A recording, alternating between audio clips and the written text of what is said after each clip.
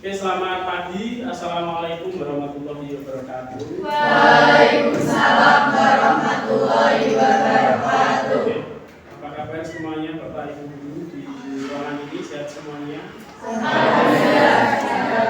Pak Elmuja sehat, Pak? Alhamdulillah. Pak Zikri sehat ya? Alhamdulillah sehat banget. Pak Muja sehat ya? Alhamdulillah. Ibu-ibu yang lain sehat semua ya? Sehat. Mana semua ya? Terima kasih untuk hari ini sudah datang di ruangan ini ya. Bapak Ibu, untuk hari ini panjenengan semua saya kumpulkan di sini ya. Dengan maksud dan tujuan itu untuk membagikan terkait pengalaman saya disiplin positif dari guru penggerak yang sudah saya pelajari dan yang sudah saya dapatkan dan saya bagikan ke Bapak Ibu semua. Ya, seperti itu ya. Apa itu nanti disiplin positif ya, nanti kita akan jelaskan, akan kita pelajari lebih lanjut ya.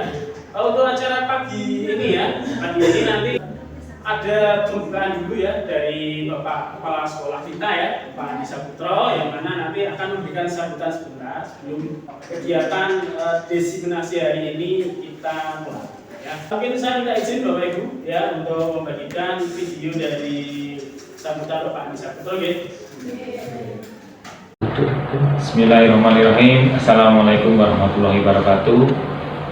Alhamdulillahirabbil alamin. Asyhadu alla ilaha illallah wa asyhadu anna Muhammadan abduhu wa rasuluh.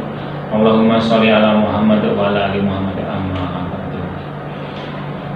Alhamdulillah, bersyukur kita panjatkan kepada Allah Subhanahu wa taala yang sudah memberikan kita kesehatan, kewarasan, kesempatan untuk berkumpul di hari yang cerah ini.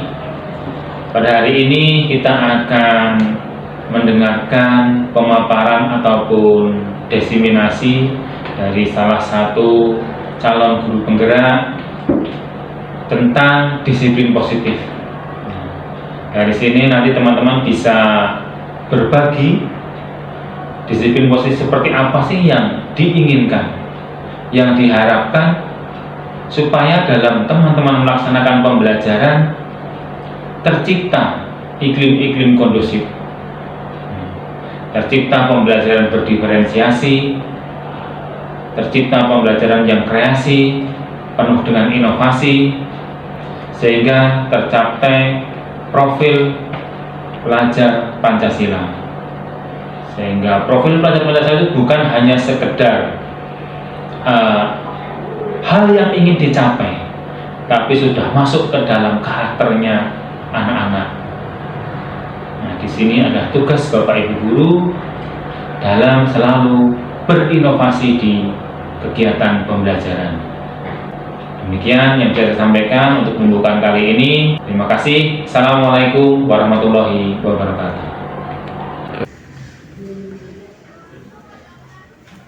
Oke Bapak Ibu ya, kita mulai dari Bapak ini desiminasi budaya positif oleh saya Pak Arianto CKP Angkatan 11 Kabupaten ya. Desiminasi budaya positif. Bapak Ibu, apakah Bapak Ibu setuju bila itu yang pertama ya? Setuju apa yang pertama ini terkait pemberian hukuman ya.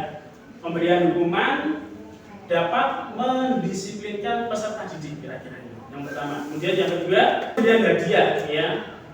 Meningkatkan prestasi peserta didik ya. Apakah Bapak Ibu setuju? Kemudian yang ketiga, guru harus mampu memberikan solusi untuk setiap peserta didik yang bermasalah. Yang keempat, guru berperan sebagai teman bagi peserta didik ya.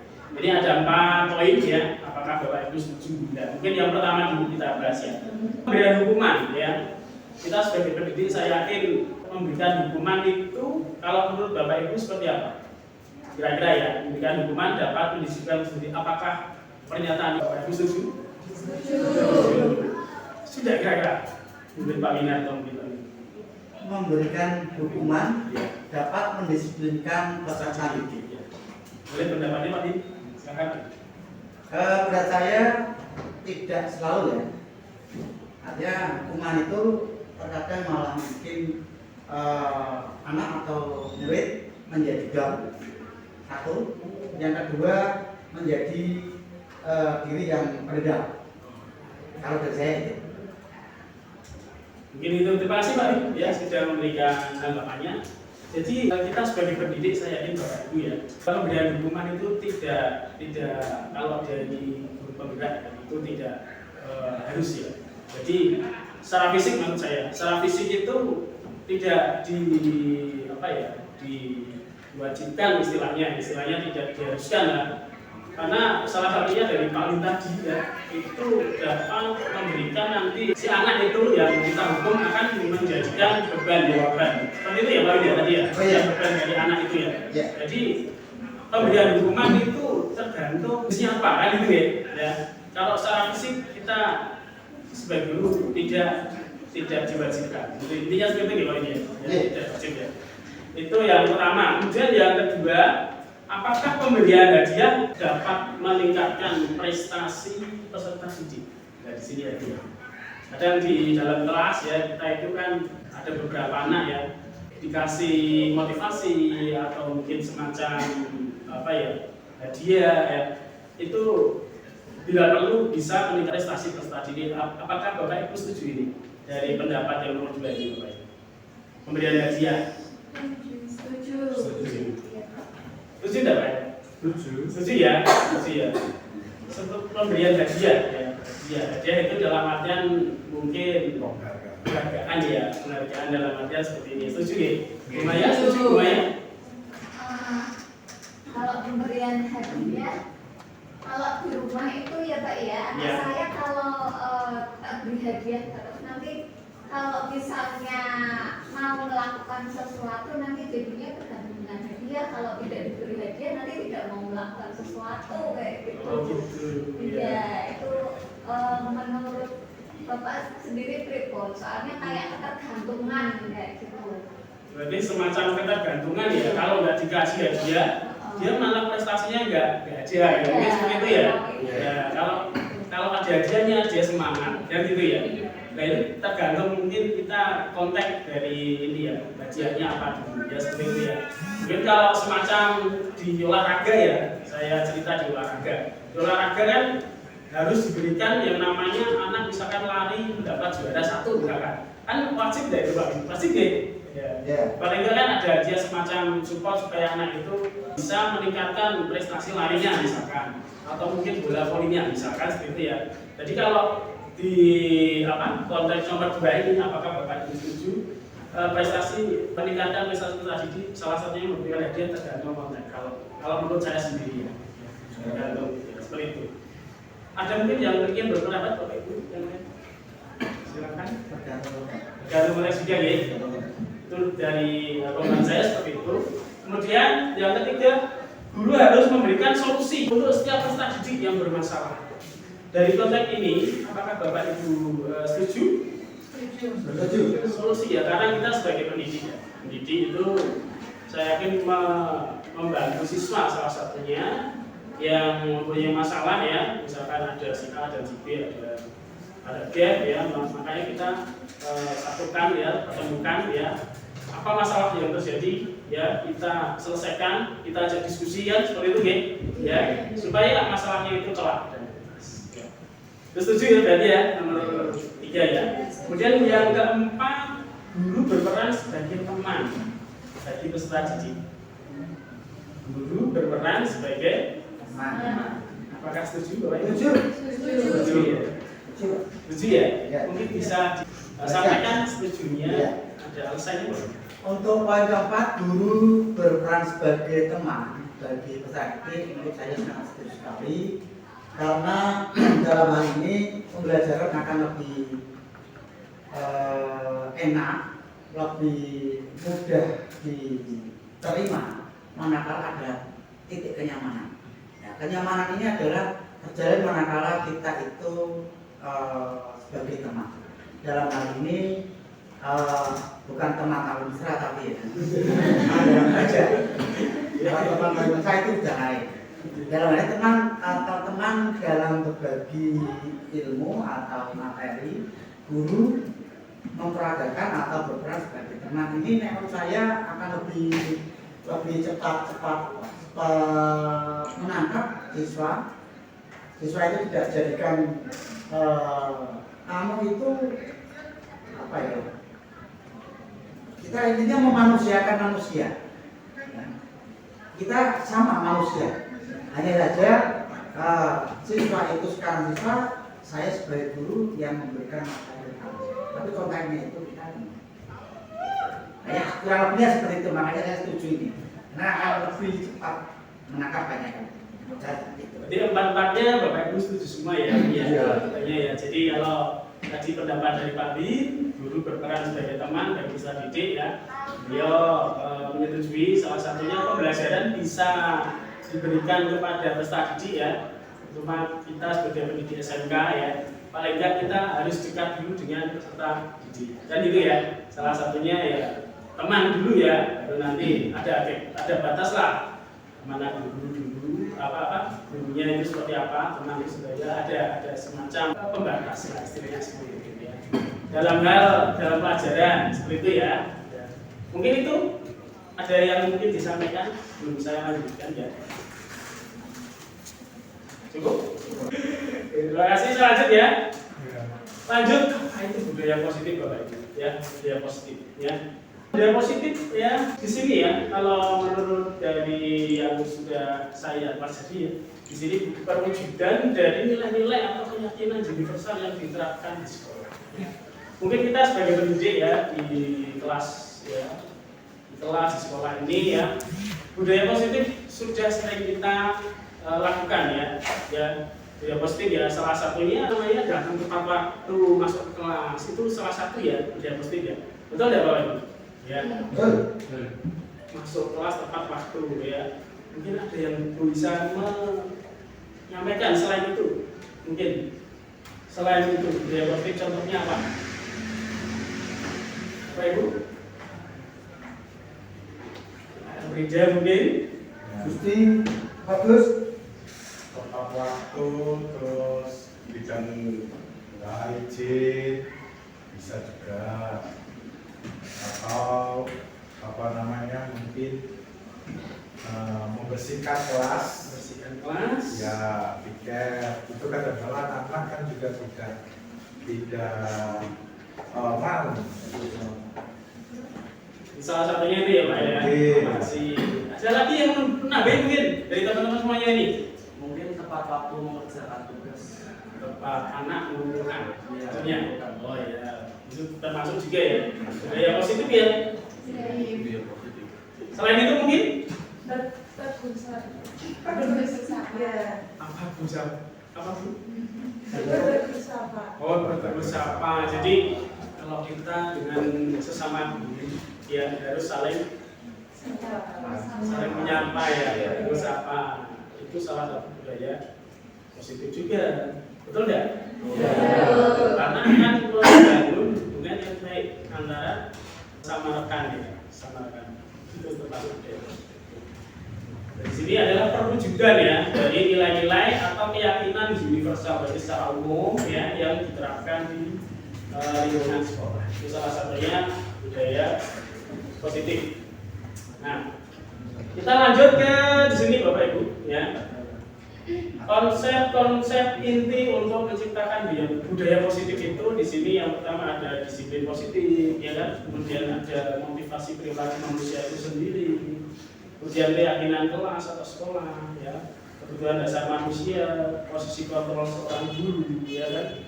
Kemudian ada yang enam, ada segitiga restitusi, ya. Ini contoh dari kesepakatan kelas ya di sebelahnya itu, ya, dari kelas 12 ya, TPSM 2. Pertama itu ada bertakwa pada Tuhan Yang Maha Esa, ya. Kemudian ada disiplin terhadap waktu, ya, disiplin terhadap waktu, kemudian menjaga kebersihan kelas, ya, siswa bersikap sopan kepada teman, kepada guru, ya, melaksanakan piket sesuai dengan jadwal yang sudah ditentukan, ya, itu adalah salah satu ya kesepakatan kelas ya yang sudah kita terapkan ya di kelas ini, kelas TPSM 2 ya, dengan cara saya menggali beberapa pendapat ya dengan teman-teman murid ya di kelas ya kemarin sudah saya lakukan. Dari pendapat-pendapat itu ya tak suruh maju ke depan ya, untuk menyampaikan apa-apa kesepakatan kelas yang kita sepakati bersama agar nantinya pembelajaran di kelas itu bisa berjalan secara baik. Ya seperti itu. Terus hasil kesimpulannya itu ada 5 ya. Yang pertama tadi bertakwa kepada Yang Maha Esa, disiplin terhadap waktu, menjaga kebersihan kelas ya. Siswa bersikap sopan kepada guru dan teman, melaksanakan piket sesuai dengan jadwal. Salah satunya yang sudah saya rangkum ya. Mungkin itu Bapak Ibu. Saya lanjut. Ini kemudian di sini ada semacam apa ya? Gambar tangan Bapak Ibu ya. Sudah lihat gambar tangan semua di sini ya? Sudah. Kira-kira Anda ya dari cobalah buka ini bisa Bapak Ibu praktekkan. Anda dan teman Anda akan melakukan kegiatan. Ya, cobalah buka. Cobalah buka Anda adalah A. Tugas Anda adalah mengepalkan salah satu tangan Anda. Coba Anda bayangkan bahwa Anda menyimpan sesuatu yang berharga di dalam kepalan tangan Anda. Ya. Ini saya misalkan Bapak Ibu berhadapan berdua ya, berdua aja. Berhadapan berdua aja. Nah, ada pasangannya ini. Yang benar ada pasangannya ini. Yang tiga tidak apa-apa, salah satu mengepalkan tangan, salah satu aja. Yang dua menyimak aja. Yang dua melihat menyimak dari kepalan itu. Dari namanya bayangkan bahwa Anda menyimpan sesuatu yang mengepalkan tangan itu. Nah, yang mengepalkan tangan bayangkan yang ujung ini isinya ompong, misalkan di sini begitu. Ya, silakan dibayangkan aja ya. Bahwa Anda menyimpan sesuatu yang berharga ya, tidak boleh diketahui oleh orang lain ya, seperti itu. Bayangkan bahwa Anda menyimpan sesuatu yang berharga di dalam kepala Anda perlu menjaga benda tersebut sekuat tenaga. Ya, sekuat tenaga Anda karena penting. Begitu pentingnya untuk kehidupan Anda. Dan tugas B, ya tugas B rekan Anda yang tidak mengepal ya. Mencoba segala cara ya untuk membuka kepalan tangan yang tadi temannya tadi ya. Anda teman B boleh membujuk atau menghadik atau mengintimidasi, memarahi ya, menggoda, mungkin dikelitik-kelitik kan gitu kan. Tahu dikelitik-kelitik kalau kayak gitu. Dikelitik-kelitik supaya apa? Supaya yang tadi yang kepalanya itu tangannya dikepal, di dalamnya ada sesuatu yang paling berharga supaya dibuka. Nah, supaya dibuka. Dan marahi ya, tujuannya apa? Kira-kira dari mungkin semacam ini adalah semacam kuis ya, permainan ya, antara yang satu mengepal, yang satu adalah mempengaruhi untuk kepalan dari tangannya itu supaya dibuka, supaya membuka di dalam kepalan itu ada barang yang berharga yang tidak boleh disentuh, diketahui oleh temannya, kan gitu kan? Seperti itu Bapak Ibu. Nah seperti itu kira-kira yang mengepal tangan itu, ya, yang mengepal tangan itu bisa terpengaruh enggak? Tangan dibuka yang A itu, yang mengepal tangan itu tidak mungkin dibuka kalau enggak dia kemauan dia sendiri. Walaupun dipengaruhi kanan kiri dikasih apa, kalau enggak ada kemauan dia sendiri, ya nggak bisa. Kan gitu nih. Ya, itu contoh kita sebagai pendidik harus betul-betul mempunyai pemahaman bahwa kita itu mempunyai pendirian, tidak bisa dipengaruhi oleh orang lain. Ya seperti itu mungkin ya. Sudah paham semua ya, terima kasih. Ini sebagai kuis saja sebelum kita lanjutkan. Boleh kita lanjutkan Bapak Ibu? Lanjut ya. Nah, kemudian saya bacakan ini pergeseran paradigma teori kontrol yang pertama ada ilusi kontrol murid ya kan. Ini tadi kaitannya dengan kepala tangan tadi ya. Kemudian ilusi bahwa semua penguatan positif itu efektif dan bermanfaat. Kemudian yang ketiga, ilusi bahwa kritik dan membuat orang merasa bersalah dapat menggunakan karakter. Ya. Dan yang keempat, ilusi bahwa orang dewasa memiliki hak untuk memaksa. Jadi seperti itu dari pergeseran paradigma teori kontrol. Kemudian disiplin positif ya di sini merupakan salah satu cara ya penerapan disiplin yang bertujuan untuk menumbuhkan kesadaran, ya untuk menumbuhkan kesadaran serta memberdayakan anak untuk melakukan sesuatu tanpa sodorkan ancaman maupun hukuman. Ya. Ini arti dari disiplin positif itu sendiri ya. Jadi menumbuhkan kesadaran, ya, serta memberdayakan anak untuk melakukan sesuatu tanpa sodorkan atau ancaman maupun mungkin seperti itu Bapak Ibu.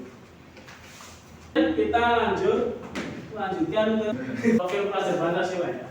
Di sini ada yang pertama ada berkepentingan global ya di sini ya, nilai-nilai kebijakan universal di sini.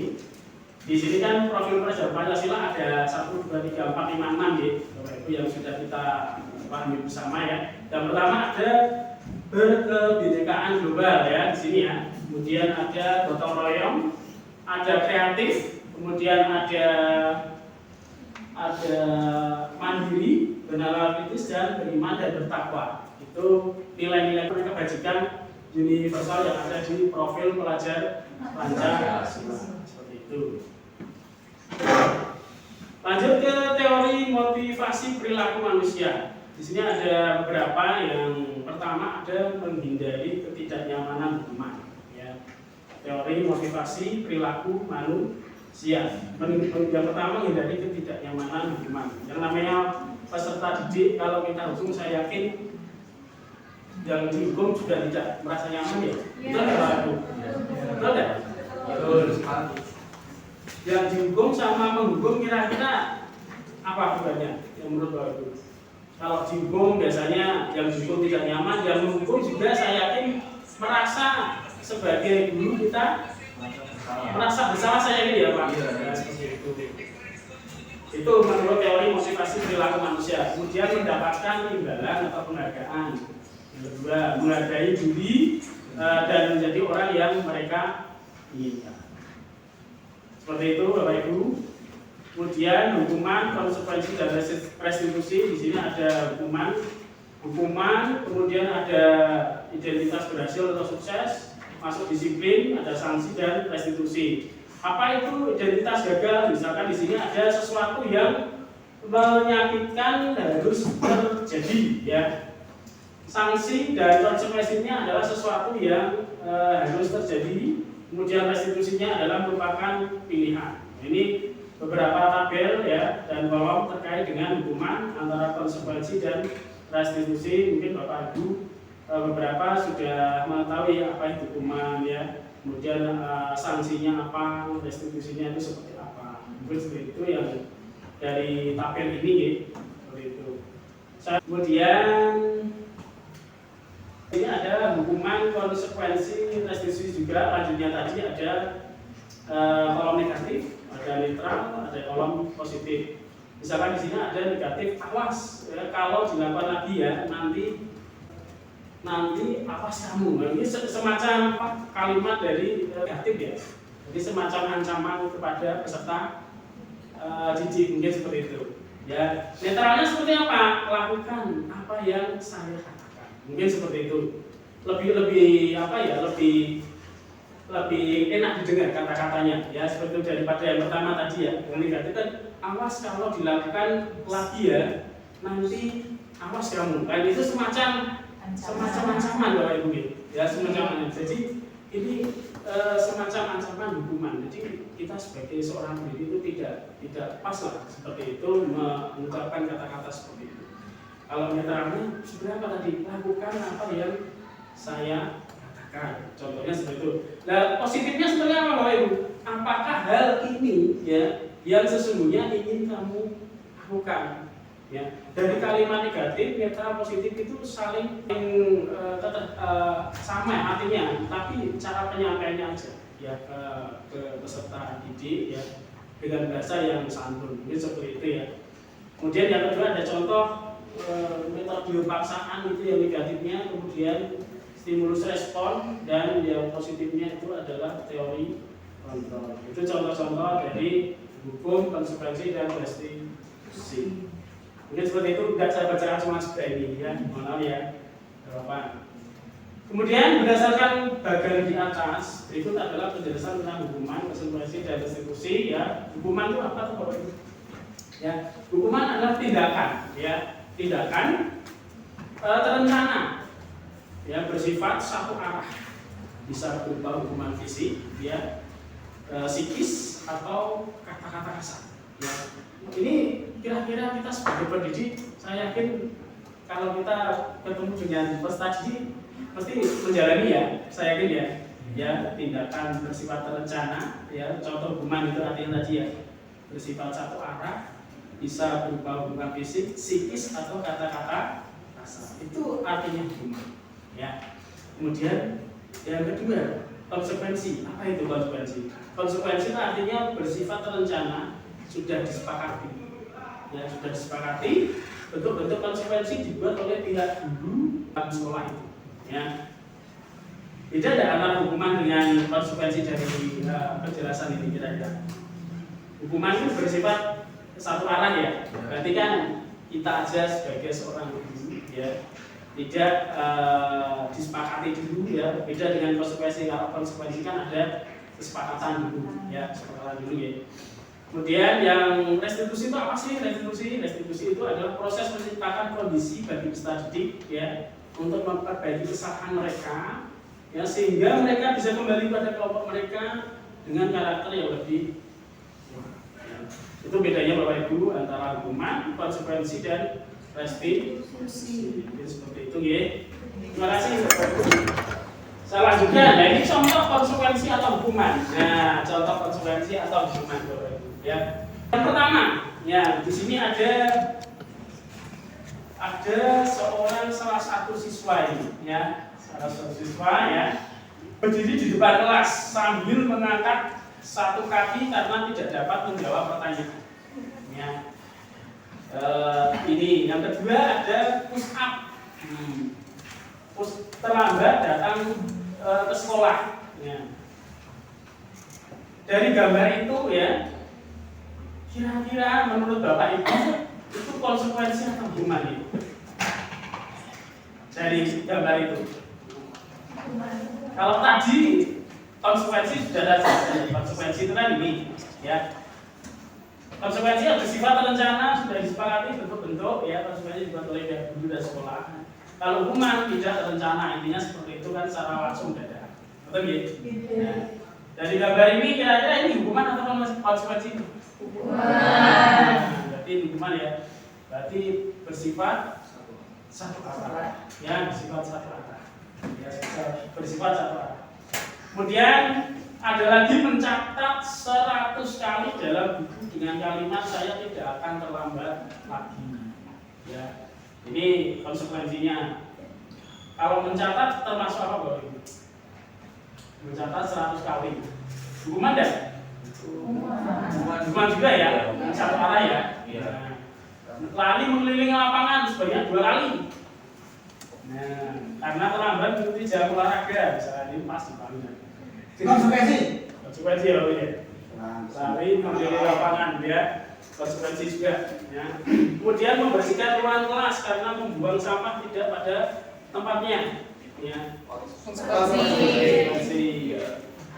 Bersihkan ruang kelas di sana kita sudah menyepakati bersama-sama. Kemudian bersihkan coretan yang dibuat di meja di kelas termasuk konsekuensi. Lalu semua Bapak Ibu antara hukuman dan konsekuensi. Terima kasih. Ada pertanyaan? Tidak. Sudah biasa. Lanjut. Mengapa keyakinan kelas bukan peraturan kelas, Bapak Ibu? Ya. Yang pertama di sini, mengapa kita memiliki peraturan tentang menggunakan helm pada saat mengendarai motor? Tentu di sini helm itu sangat penting, ya, kalau kita berkendara, ya. Kenapa? Kira-kira ingin ada yang memberikan pendapatnya mungkin Bu Asri, boleh kasih tanggapannya Bu Asri. Ya, mengapa kita peraturan pada saat mengendarai motor? Karena untuk keselamatan anak-anak kita, Pak. Kalau kita tidak menghimbau mereka tidak menggunakan helm, terjadi sesuatu di jalan, mencederai mereka, kan kasihan juga mereka, Pak. Oh iya, terima kasih siapa ya Bu Asri? Ya, sama-sama Pak. Tepat sekali yang dikatakan Bu Asri ya, karena Bapak Ibu tahu sendiri ya, anak-anak kita ya, saya yakin usianya kan kita belum 12 yang wajib memiliki SIM ya. Betul ya Pak Nabi? Berkendara itu wajib mempunyai SIM, saya yakin ya kan. Kalau tidak punya SIM tidak boleh karena untuk alasan keselamatan. Ya. Ini yang kedua, sekarang mengapa kita memiliki aturan bersifat sidang di Senin, Selasa dan Jumat ya. Ini termasuk keyakinan kelas ya atau bukan? Mengapa keyakinan kelas? Bukan peraturan kelas. Saya kira apa Bapak Ibu? Karena harus disepakati bersama Pak. Karena ada kesepakatan, ya kan? Bedanya ya tadi ya, ada kesepakatan dulu ya. Terima kasih. Ada pertanyaan? Cukup ya? Cukup. Saya senang sekali kalau lanjut ya, keyakinan kelas dibuat berdasarkan kesepakatannya. Ya, keyakinan kelas itu dibuat berdasarkan kesepakatan antara guru, ya, kemudian peserta didik yang bersifat universal atau bersifat, ya. Kemudian kalau peraturan itu biasanya dibuat oleh guru dan bersifat satu arah. Itu Bapak Ibu bedanya antara keyakinan kelas dengan peraturan. Seperti itu ya, Bapak Ibu ya. Kemudian selanjutnya ke prosedur pembentukan keyakinan kelas. Yang pertama ada mempersilahkan peserta didik mencurahkan pendapat tentang aturan yang disepakati. Ini biasanya aturan ini kita lemparkan ya ke peserta didik kita ya di dalam kelas. Ya aturan-aturan apa saja yang nanti kita akan sepakati bersama. Kan biasanya seperti itu ya. Nah, kemudian yang kedua mencatat semua masukan. Ya, mencatat semua masukan, mengganti kalimat negatif menjadi positif ya. Kemudian tinjau kembali ya curah pendapat mereka yang terkumpul dan tersusun, ambil poin yang penting menjadi sebuah keyakinan kelas ya. Dan keempat, tinjau ulang keyakinan kelas yang sudah tersusun dari poin 3 sampai 7 tadi ya dalam keyakinan. Dan yang kelima, meninjau dan menyusunnya dengan menanda tangannya dengan antara kita sebagai guru tadi ya, ada kesepakatan ya untuk disepakati bareng. Dan keenam, keyakinan kelas dapat ditempel di dinding kelas atau diberikan link untuk pengingat serta dilaksanakan dengan tanggung jawab. Ini sudah saya kerjakan di kelas saya ya. Kemarin ya mungkin kelas Bapak Ibu saya yakin sudah ya. Maksudnya kan kita untuk supaya di kelas itu bisa kondusif ya, bisa terlaksana dengan baik pembelajaran kita antara guru dan siswa gitu. Seperti itu Bapak Ibu ya prosedur dari pembentukan keyakinan kelas. Ada pertanyaan Bapak Ibu? Aman Pak. Aman ya? File 3? Bukan sama cekak. Terima kasih Pak. Ini contoh video posisi kontrol dulu. Ini di YouTube ya, nggak usah saya apa namanya tampilkan aja ya. Nanti banyak itu contoh-contohnya. Kemudian langsung kita ke posisi kontrol guru menurut DNA dosen. Ya, di sini ada guru itu yang pertama ada sebagai penghukum. Ya, apa itu Bapak Ibu? Penghardi. Ya, apa itu penghukum? Yang pertama itu penghardi, menunjuk ya, membentak ya.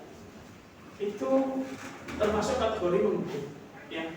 Kemudian ada hukuman di sini, ada hukuman fisik atau verbal. Misalkan fisik itu tadi ya, misalkan lari ya, terus berdiri di depan kelas ya, sambil ngangkat kaki mungkin ya. Ada Bapak Ibu yang seperti itu? Saya yakin tidak ada ya. Boleh itu ya. Kemudian dampaknya itu apa? Di sini dampaknya anak menjadi pendadak. Yakin tidak? Kalau kita berikan hukuman seperti itu, pasti nanti anak akan menjadi pendadak.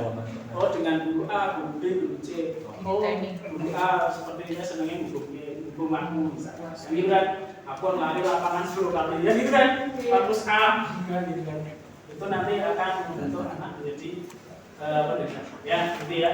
Tidak menyukai guru ya, selain pendadak tidak menyukai guru dan pada mapel tertentu ya, mapel tertentu.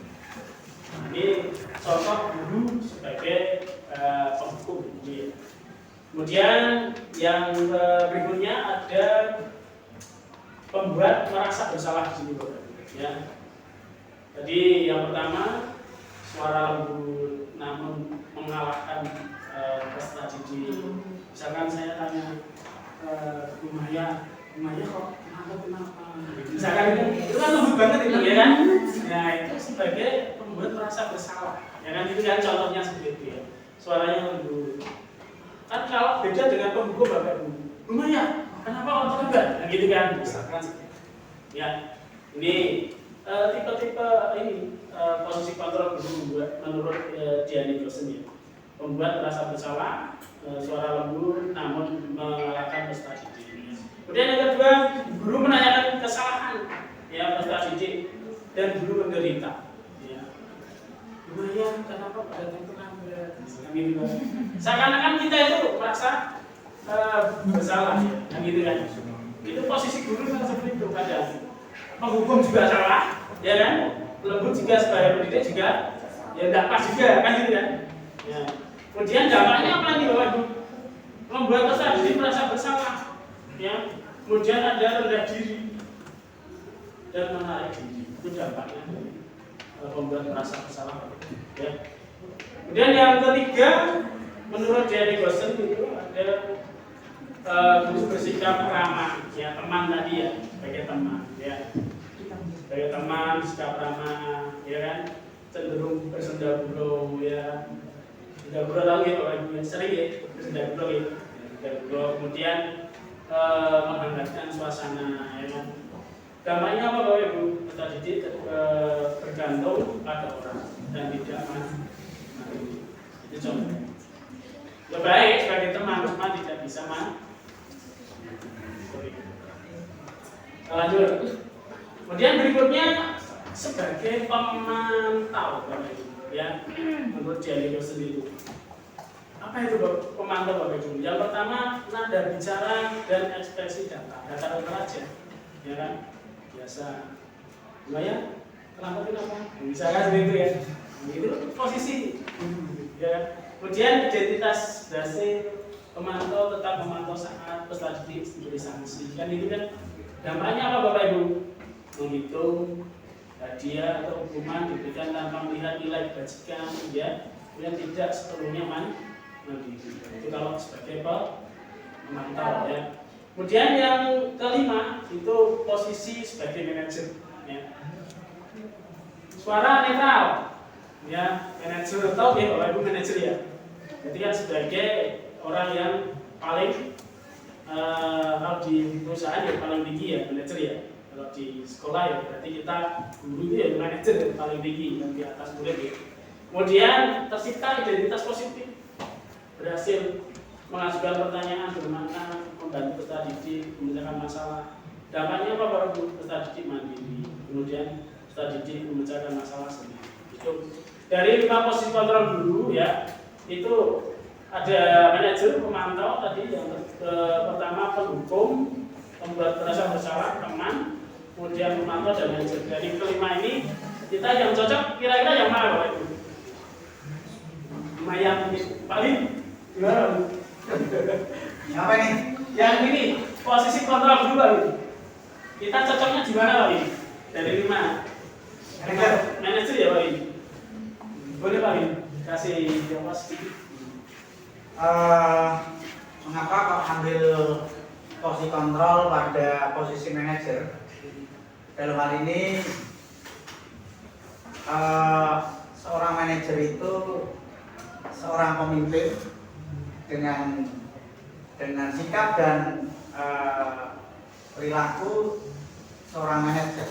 Jadi dari bahasanya, kemudian cara pandangnya, cara penyelesaiannya itu lebih ini, ya, menciptakan situasi yang kondusif dengan suara yang datar, netral, kemudian lebih menekankan pada apa ya, ke identitas maupun dari peserta itu sendiri. Mungkin itu. Terima kasih Pak Lim. Mungkin yang lain Pak El boleh? Apa? Tadi 5 posisi kontrol dulu Pak El. Kita cocoknya di posisi yang mana Pak El tadi Pak El? Kalau saya cocoknya sebagai apa namanya? Teman, pemantau, manajer, atau Teman. penghukum. Ini tadi Pak El, penghukum, membuat merasa bersalah, teman. Tapi seringnya lebih membuat merasa bersalah.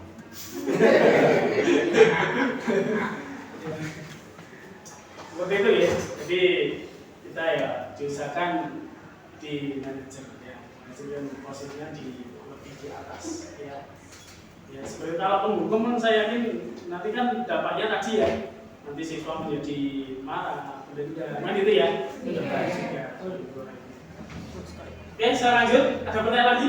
Cukup? Sudah senang sekali ya Pak Jenian, cukup semua. Kemudian kebutuhan dasar manusia menurut Dr. William Glasser dalam choice theory dibagi 5 Bapak Ibu ya. Satu, kebutuhan untuk bertahan hidup, survival ya. Kemudian kebutuhan dasar yang sifatnya fisiologi untuk bertahan hidup, misalnya makanan, kesehatan, rumah. Ya itu yang pertama. Kemudian kasih sayang Bapak Ibu. Dan rasa diterima, love and belonging, termasuk dalam kebutuhan psikologis memiliki kebutuhan dasar kasih sayang ya. Dan merasa diterima, ingin disukai oleh lingkungannya dengan baik. Ibu pencaraku, ya, karena ibu sayang itu. Ya, ini contohnya, ya kan. Berikutnya kebutuhan dasar manusia menurut Dr. William Glasser dalam choice theory dibagi 5 ya. Yang ketiga adalah kebebasan, freedom. Peserta didik yang banyak bergerak, menyukai hal-hal yang baru dan menarik, suka mencoba-coba, mampu mengekspresikan diri secara mandiri, tidak tergantung pada orang lain dan tidak mudah terpengaruh oleh orang lain. Contohnya aku bosan belajar di ruang kelas terus. Contohnya seperti ini loh. Yang keempat, kesenangan atau fun. Apa itu Bapak? Mencari kesenangan, bermain dan tertawa, berkonsentrasi tinggi saat mengerjakan hal yang disenangi. Aku senang main kejar-kejaran dengan ibu. Seru, jadi contohnya kesenangan fun ya menurut teori tadi ya dan Dr. William Glasser. Yang terakhir adalah penguasaan atau power, kekuatan untuk mencapai sesuatu, menjadi kompeten Bapak Ibu, menjadi terampil, diakui atas prestasi, dapat membuat pencapaian dihormati, diingatkan, meninggalkan pengaruh dan memiliki rasa harga diri. Contohnya aku hebat kan ya, bisa bikin ibu guru kejar aku. Contohnya itu. Lanjut Bapak Ibu. Sekarang ke dunia berkualitas. Siapa saja orang-orang yang paling penting dalam hidup Anda? Kira-kira siapa Bapak Ibu? Siapa yang paling penting di dalam hidup Anda? Orang tua saya yakin di bawah duit. Orang tua, karena orang tua yang melahirkan kita, ya kan? Sampai kita sudah bisa menjadi pendidik sekarang ini, ya. Itu salah satu, kalau nggak ada orang tua tidak bisa, ya. Siapa orang yang paling penting yang dalam hidup Anda yang pertama saya yakin orang tua, ya. Yang kedua, nilai-nilai kebajikan apa yang penting dalam hidup Anda? Siapa yang boleh ngasih pendapat? Nilai kebajikan. Apa Bapak Ibu? Jujur. Tanggung jawab kebajikan ya. Terima kasih Pak Sri. Kalau Anda menjadi orang yang ideal, karakter atau sifat apa yang Anda inginkan pada diri Anda? Silakan. Boleh. Ada yang lain ngasih tanggapan? Cukup? Cukup, yaudah, cukup. Saya senang kalau gue cukup aja. Kalau Anda menjadi orang yang ideal, karakter atau sifat apa yang Anda inginkan pada diri Anda? Salah satu mungkin bisa berbuat baik, yang kemudian baik kepada orang, gitu ya. Apa pencapaian Anda yang sangat Anda banggakan? Apa pencapaian Anda yang sangat Anda banggakan? Sebagai apa ini? Siswa? Sebagai guru. Guru. Mungkin saya Pak. Boleh. Silakan Pak In. Apa tadi? Banyak sekali orangnya. Nomor 4. Pencapaian Anda yang sangat Anda tanam dapat menjadikan anak atau murid berprestasi. Terima kasih Pak In. Dapat menjadikan murid berprestasi. Ini salah satu kebanggaan kita sebagai didik ya Pak In. Terima kasih Pak In. Apa pekerjaan yang ideal bagi Anda? Saya yakin ini kalau kita pendidik ya guru ya. Ya saya yakin ya. Kemudian yang keenam, apa yang paling bermakna dalam hidup Anda? Kira-kira apa Bapak Ibu? Yang paling bermakna dalam hidup Anda? Bermakna. Semuanya. Semuanya. Sebagai pendidik salah satunya ya. Mampu menjadikan peserta didik lebih baik, misalkan ya. Kemudian yang ketujuh, ceritakan perjalanan hidup Anda di mana itu adalah titik puncak Anda. Ada yang menanggapi? Yang terakhir, cukup? Senang aku cukup. Terima kasih. Lanjut ke segitiga restitusi ini yang terakhir kedua Ibu ya. Di sini segitiga restitusi ada 3 ya. Di sini yang pertama itu menstabilkan identitas Bapak Ibu. Yang kedua validasi tindakan yang salah, kemudian menanyakan keyakinan. Apa itu yang pertama Bapak Ibu? Yang pertama adalah segitiga restitusi itu adalah menstabilkan identitas memiliki tujuan.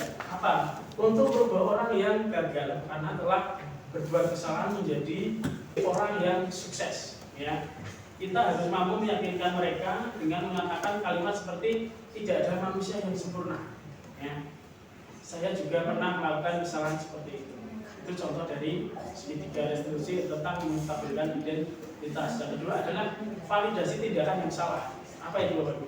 Ketika kita menolak anak yang berbuat salah ya, dia akan tetap dalam masalah ya. Yang diperlukan adalah kita memahami alasan melakukan hal tersebut sehingga anak merasa dipahami. Ya, mengapa kamu melakukan hal tersebut? Contohnya seperti itu. Dan yang ketiga, menanyakan keyakinan.